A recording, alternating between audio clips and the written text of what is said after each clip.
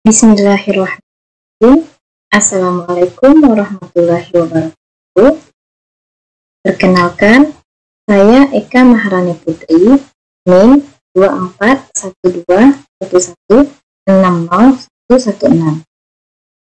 Saya adalah mahasiswa S2 Pendidikan Dasar Universitas Askia. Adapun tujuan pembuatan video ini adalah untuk memenuhi tugas ujian akhir semester mata kuliah statistik dengan dosen pengampu Dr. S. Tuhono, SPD, MPD. Video ini berisi video tutorial uji normalitas dan homogenitas, uji T, dan uji ANOVA 1 arah. Uji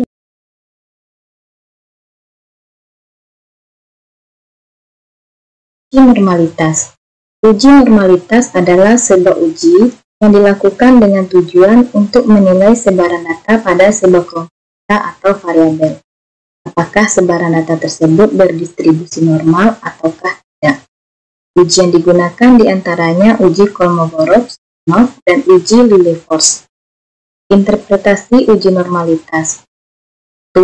Jika nilai signifikan besar dari 0,05, maka data berdistribusi.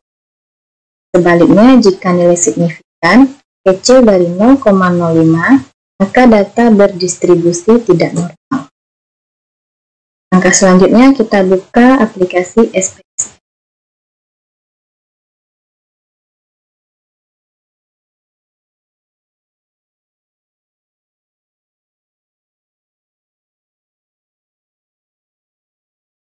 Kemudian kita pilih variabel view. Di kolom name, kita buat hasil. Di bawahnya kita buat kelas. Kemudian, desimalnya kita 0. Untuk label, kita isi dengan hasil belajar siswa.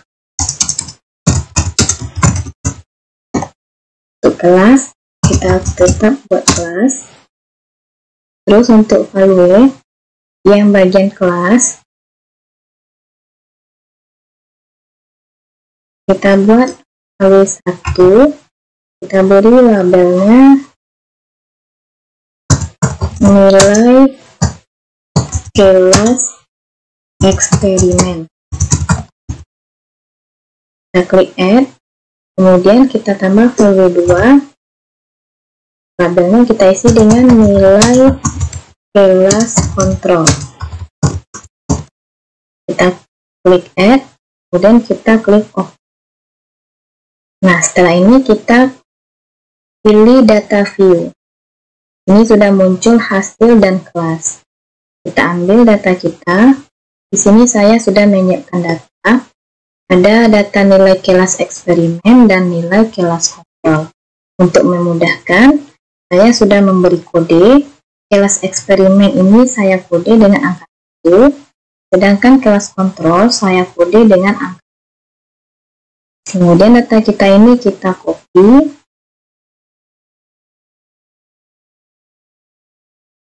lalu kita pastikan ke aplikasi SPSS.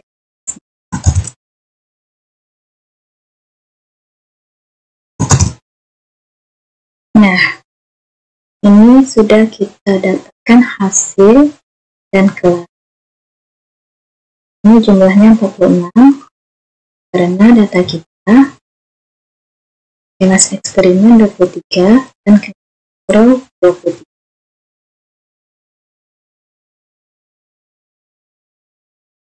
Kemudian untuk mencari uji normalitas, kita klik analyze, kemudian kita pilih descriptive statistik dan pilih explore. Dan kita pindahkan hasil belajar ke database dan kelas T factor list.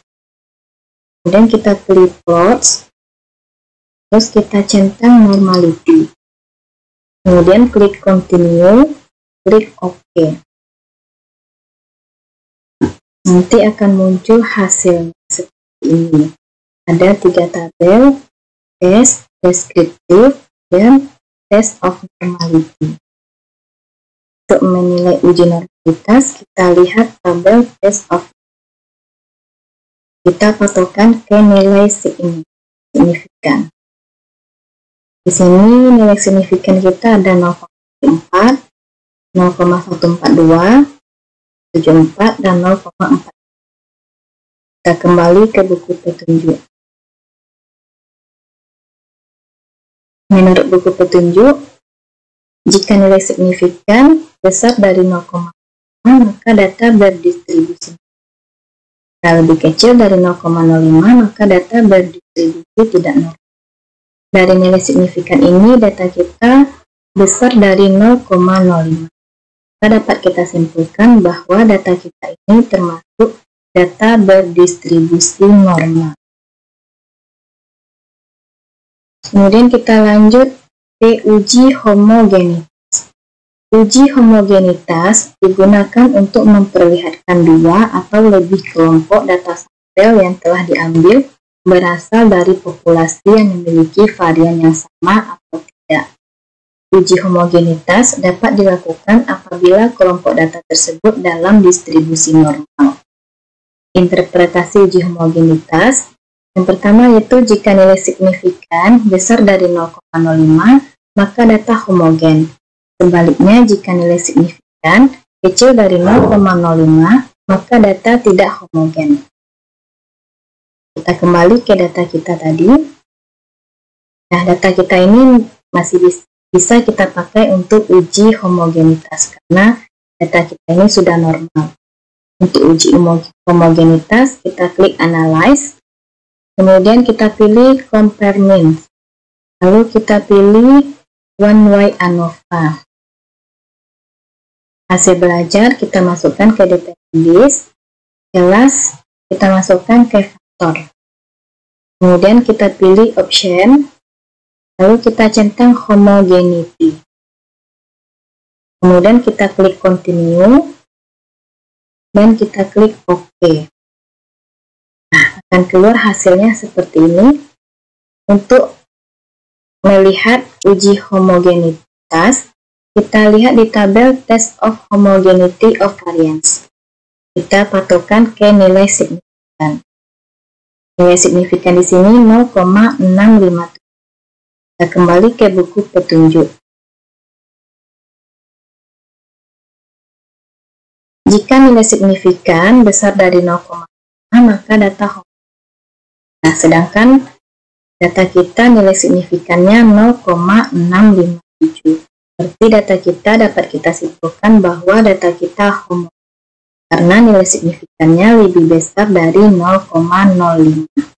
Untuk uji normalitas dan homogenitas sudah cukup. Sekarang kita masuk ke uji T. Uji T atau t-test ada beberapa sampel. Yang pertama yaitu uji T dengan satu sampel, one sample t-test. Digunakan untuk membandingkan rata-rata suatu sampel dengan suatu nilai konstan. Contohnya rata-rata berat badan mahasiswa kelas 2A adalah 52 kg. Uji T dengan dua sampel atau two sample t-test ada dua jenis juga. Yang pertama yaitu dua sampel berpasangan atau paired sample t-test. Tujuannya itu untuk membandingkan rata-rata dua grup yang saling berpasangan, yaitu sampel dengan subjek yang sama, namun terdapat dua perlakuan atau kejadian yang berbeda. Contohnya rata-rata berat badan mahasiswa kelas 2A sebelum adanya pandemi COVID-19 dan sesudah adanya pandemi COVID-19, tentu berbeda. Yang kedua yaitu uji T, dua sampel bebas atau independent sample t-test, membandingkan rata-rata dua grup yang berpasangan, yaitu dua subjek yang berbeda. Contohnya rata-rata berat badan mahasiswa kelas 2A dan kelas 2B berbeda. Nah, kita akan menjelaskan tutorial uji T dengan dua sampel, yaitu dua sampel berpasangan dan dua sampel bebas. Yang pertama kita bahas dulu konsep dasar uji independen sampel t-test. Uji independen sampel t-test digunakan untuk mengetahui apakah terdapat perbedaan rata-rata dua sampel yang tidak berpasangan. Syarat uji statistik parametriknya yaitu datanya harus normal dan sedangkan interpretasi uji T, jika nilai signifikan kecil dari 0,05, maka H0 ditolak dan H1 diterima. Dengan kata lain, itu terdapat perbedaan yang signifikan. Jadi H0 ditolak, hipotesis 0-nya ditolak, dan hipotesis 1-nya diterima. Sedangkan jika nilai signifikan besar dari 0,05, maka hipotesis 0 diterima dan H1 ditolak, karena tidak terdapat perbedaan yang signifikan. Kita kembali ke data SPSS kita. Untuk independen ini, uji independen, kita bisa memakai data kita yang ini data kita klik analyze, kemudian kita pilih compare means, dan kita pilih independen sampel t-test. Kemudian hasil belajar kita pindahkan ke tes variabel, dan kelas kita pindahkan ke grouping variabel. Kemudian kita isi define group. Yang grup 1 kita buat angka 1, grup 2 kita buat angka 2. Nah, 1 ini tadi itu kelas eksperimen, dan yang kedua itu kelas kontrol. Dan kita klik continue, dan kita klik OK. Nah, akan keluar hasilnya seperti ini.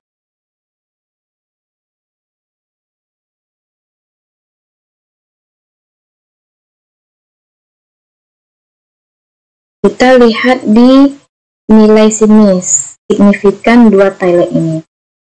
Di sini hasilnya 0,38 dan di bawahnya 0,39. Kita kembali ke buku petunjuk.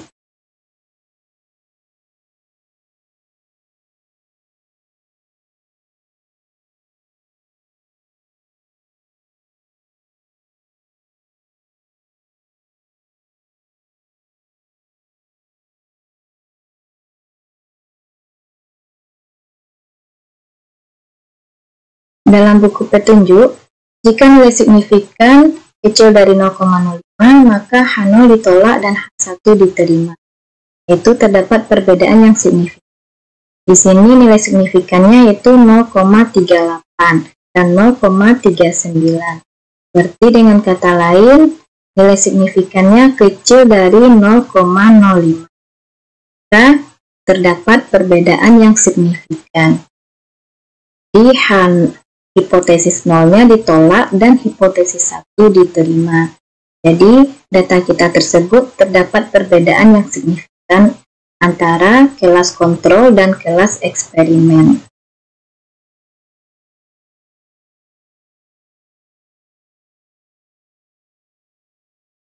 Kemudian kita lanjut ke konsep dasar uji Piret sampel t-test.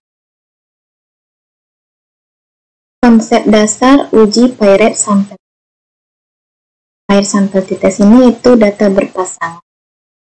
Piret sampel t-test digunakan untuk mengetahui apakah terdapat perbedaan rata-rata dua sampel yang berpasangan. Dua sampel yang dimaksud adalah sampel sama, namun mempunyai dua data. Uji Piret sampel t-test merupakan bagian dari statistik parametrik.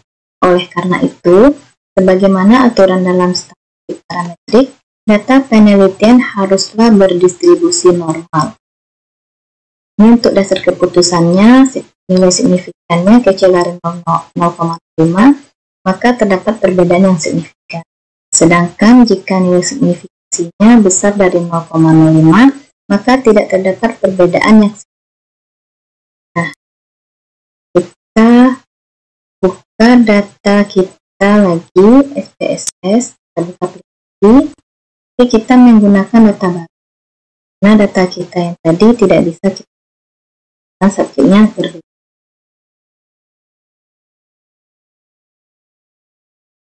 Berbeda. Di sini saya sudah ada menyiapkan untuk data sampel berpasangan ini, yaitu nilai pretest dan posttest. Ini satu kelas sama kelas 2. Nilai pretest sebelum melaksanakan PBL dan nilai posttest setelah melaksanakan PBL.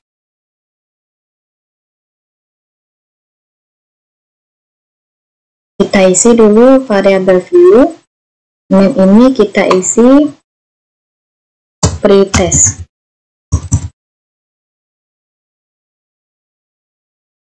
Dan ini posttest. Kemudian desimalnya kita nolkan. Dan label ini kita isi dengan pretest ini berarti sebelum PBL. Sedangkan posttest ini setelah kita melaksanakan PBL. Atau kita gantilah, kalau pretest ini berarti masih menggunakan model biasa, sedangkan posttest ini kita menggunakan model PBL. Kemudian kita lihat di data view, ini sudah ada nilai pretest dan posttest. Kita copy, yang pretest kita kopikan dulu.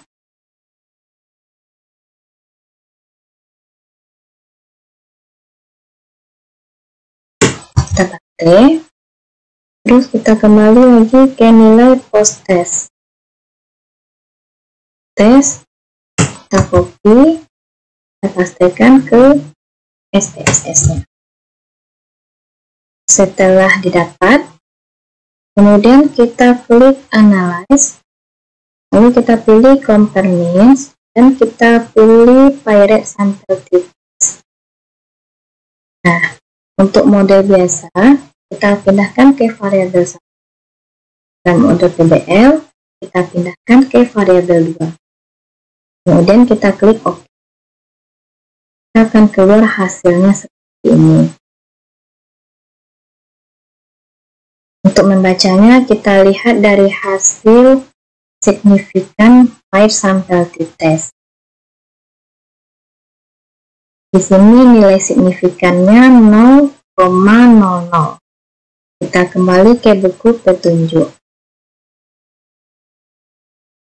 Untuk konsep dasar uji pair sample t-test, kalau nilai signifikannya kecil dari 0,05, maka terdapat perbedaan yang signifikan. Sedangkan data kita tadi, nilai signifikannya itu 0,00. Berarti kecil dari 0,05. Maka dapat disimpulkan bahwa data kita tadi terdapat perbedaan yang signifikan antara nilai siswa model biasa, kita mengajar dengan model biasa, terdapat perbedaan yang signifikan dengan kita mengajar menggunakan model PBL. Jadi dapat dikatakan bahwa hipotesis 0 ditolak dan hipotesis 1 diterima. Hipotesis 1 ini yaitu terdapat perbedaan yang signifikan. Nah, demikianlah tutorial uji T. Sekarang kita lanjut tutorial yang ketiga, yaitu uji ANOVA. Konsep dasar uji ANOVA. One-way ANOVA bisa disebut juga dengan uji ANOVA atau analysis of variance. Uji ANOVA satu arah atau disebut juga dengan uji ANOVA satu faktor. Uji ANOVA merupakan uji beda tiga kelompok yang tidak berpasangan. Uji ANOVA bertujuan untuk mengetahui ada atau tidaknya perbedaan rata-rata tiga kelompok yang tidak berpasangan. Uji ANOVA tergolong ke dalam statistik parametrik. Skala data yang digunakan dalam uji ANOVA yaitu data interval atau rasio. Dalam uji ANOVA ada yang namanya uji lanjut atau disebut juga post hoc test, di mana uji lanjut tersebut bertujuan untuk mengetahui perbedaan tiap kelompok secara nyata. Tapi penggunaan uji lanjut sendiri bisa dilakukan jika dalam uji ANOVA menghasilkan perbedaan secara signifikan antar kelompok. Sebelum melakukan uji ANOVA, ada beberapa syarat yang harus terpenuhi. Yang pertama, data harus berdistribusi normal. Dikarenakan uji normalitas data merupakan syarat wajib yang harus terpenuhi. Jika data tidak normal, maka bisa menggunakan alternatif uji statistik non-parametrik, yaitu uji Kruskal-Wallis. Yang kedua, varian data homogen. Meskipun uji homogenitas bukan syarat mutlak yang harus terpenuhi, tapi penggunaan uji homogenitas dalam one-way ANOVA akan berdampak pada pemilihan uji lanjut atau post hoc test. Apabila asumsi uji homogenitas terpenuhi, maka bisa masuk ke dalam uji lanjut Bonferroni. Sedangkan jika asumsi uji homogenitas tidak terpenuhi, maka bisa menggunakan uji lanjut Gemhowel. Nah, kita persiapkan data kita dulu. Ini sudah saya persiapkan data nilai ujian semester 2 siswa kelas 4. Ada 3 mata pelajaran, ada PKN, Bahasa Indonesia, dan Matematika. Ini juga sudah saya susun untuk mempermudah kita. PKN saya beri kode 1, Bahasa Indonesia saya beri kode 2, dan Matematika saya beri kode 3. Sekarang kita buka aplikasi SPSS-nya terlebih dahulu.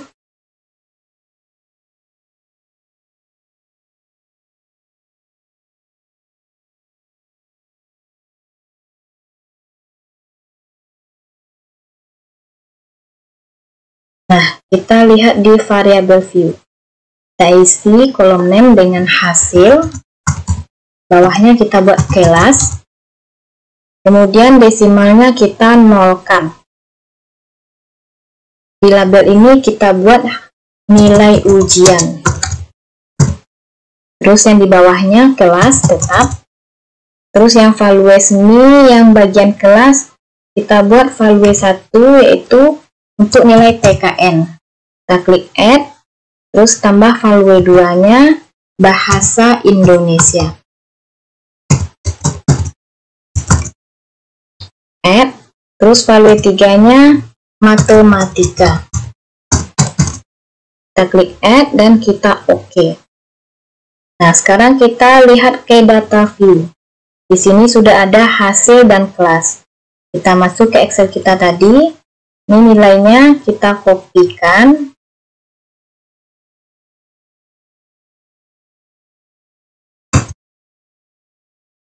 Ini 23 orang semuanya, sampelnya 23 orang. Terus kita pastikan ke SPSS.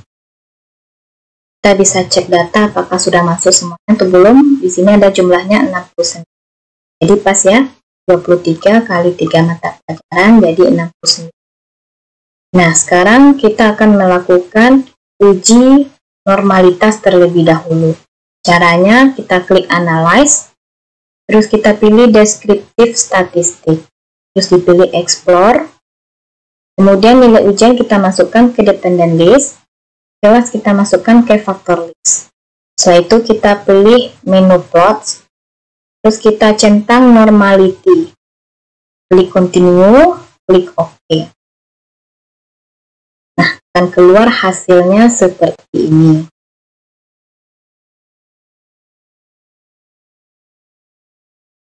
Ada tabel. Nah, untuk melihat uji normalitas, kita lihat di test of normality. Ini ada nilai signifikannya. Kita lihat dulu di buku petunjuk.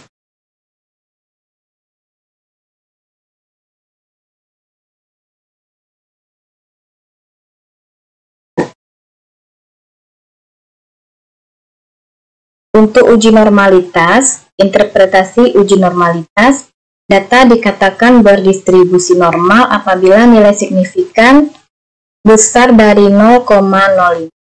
Besar dari 0,05. Sedangkan data yang kita punya tadi, ini nilai signifikannya sudah lebih dari 0,05. Untuk PKN ada 0,200, 0,954. Untuk Bahasa Indonesia 0,074, 0,074, Dan untuk matematika 0,142, 0,437. Jadi di sini data kita sudah normal karena nilai signifikannya sudah besar dari 0,05.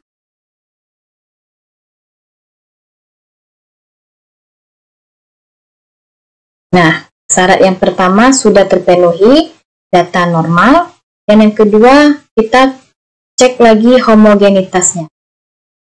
Caranya kita ambil aplikasi SPSS tadi, kemudian kita klik Analyze, lalu kita pilih menu Compare Mean, lalu kita pilih One-Way ANOVA.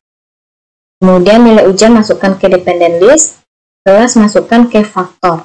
Kemudian pilih Option, lalu kita centang Homogeneity. Lalu kita klik Continue, klik OK. Nah, akan keluar hasilnya seperti ini. Test of Homogeneity. Yaitu nilai signifikannya di sini 0,874. Apa artinya? Apakah data kita sudah homogen atau belum? Mari kita lihat ke buku petunjuk.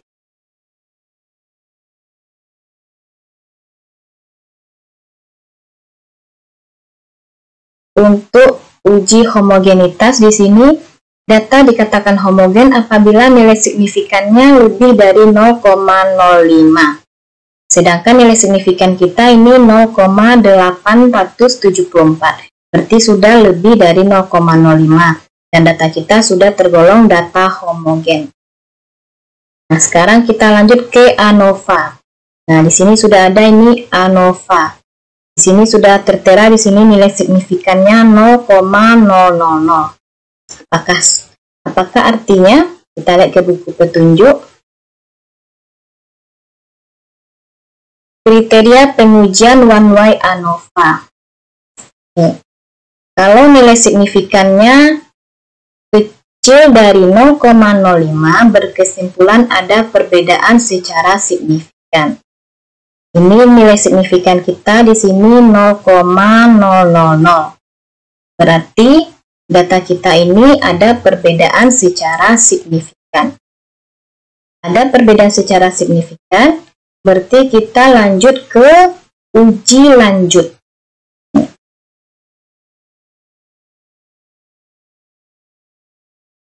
Uji homogenitas akan berdampak pada pemilihan uji lanjut. Jadi dalam uji lanjut ini, karena data kita sudah normal, sudah homogen, dan akan kita lanjutkan ke uji lanjut. Caranya, kita pilih Analyze, terus kita pilih Compare Mean, lalu kita pilih One-Way ANOVA, terus kita pilih Post Hoc Test. Nah, yang mana kita pilih? Kita lihat ke buku petunjuk. Data kita tadi sudah normal dan juga syarat homogenitas juga sudah terpenuhi, maka bisa masuk ke dalam uji lanjut Bonferroni. Jadi kita nanti kliknya Bonferroni. Tapi kalau misalnya uji homogenitas tidak terpenuhi, kita pilih Jim-Howell. Ini kita klik Bonferroni. Jadi kalau tidak terpenuhi uji homogenitas, kita ambil yang ini, Jim-Howell. Nah, sekarang kita lanjut ke Bonferroni. Kita klik Continue, lalu kita pilih OK. Nah, akan keluar hasilnya seperti ini. Ini nilai signifikannya 0,003, 0,448. Apa artinya? Kita lihat ke buku petunjuk. Kriteria pengujian uji lanjut dalam One-Way ANOVA atau Post Hoc Test. Jika nilai signifikan kecil dari 0,05, berkesimpulan ada perbedaan secara nyata. Jika besar dari 0,05, berkesimpulan tidak ada perbedaan secara nyata. Nah, di sini kita lihat untuk nilai PKN dan bahasa Indonesia, signifikannya 0,003, berarti kecil dari 0,05. Berarti yang ini ada perbedaan secara nyata. PKN dan bahasa Indonesia ada perbedaan secara nyata. Kita lihat data kita untuk nilai PKN dan bahasa Indonesia. PKN di sini rata-rata anak 64, sedangkan bahasa Indonesia 79. Berarti dapat disimpulkan di sini bahwa ada perbedaan secara nyata antara nilai PKN dan bahasa Indonesia. Kemudian kita lihat satu-satu. Ini nilai signifikannya 0,448 untuk nilai PKN dan matematika. 0,448. Artinya data nilai value-nya signifikannya lebih dari 0,05. Berkesimpulan tidak ada perbedaan secara nyata untuk PKN dan matematika. Nilai PKN anak-anak kita 64, sedangkan matematikanya 58. Berarti secara data tersebut, datanya tidak ada perbedaan secara nyata. Jadi untuk nilai PKN dan matematika tidak ada perbedaan secara nyata. Karena nilai value-nya atau nilai signifikannya lebih dari 0,05.